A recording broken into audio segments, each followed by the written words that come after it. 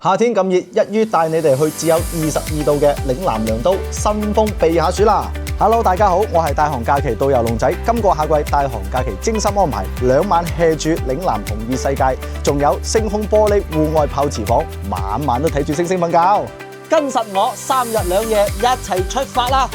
首先帶大家開箱嘅係獨立別墅星空玻璃戶外泡池房。房間係獨棟別墅設計，隱私度高，戶外設有獨立嘅泡池，你可以一邊浸浴一邊抬頭望住滿天嘅星星，完全係視覺同身體嘅雙重享受啊！每日首團前6位報名，仲可以提升入住觀日別院獨立泡池房添。住都已經咁舒適啦，酒店活動方面，我哋同樣都有豐富嘅安排。5至6月係繡球花最靚嘅季節，大家可以喺呢個高山4季花海打卡影相，仲可以參與埋山水樂園嘅潑水節，一齊嚟個開心消暑 party 啦！除此之外，周邊仲有天空之鏡，我哋會安排團友航拍、打卡電影《哈比人》嘅同款屋仔，同埋參觀動物樂園添啊！玩到攰，再嘆翻個消暑下午茶，不知幾應哉啊！夜晚我哋仲為大家安排咗星空音樂主題會，除咗玩 KTV 之外，仲可以用觀星望遠鏡設備夜觀星星。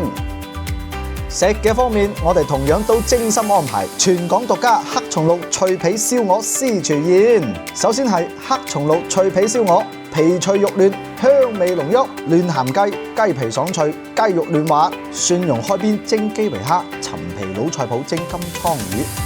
魚，魚湯鮮磨豆腐嫩滑入味，客家新派粵菜宴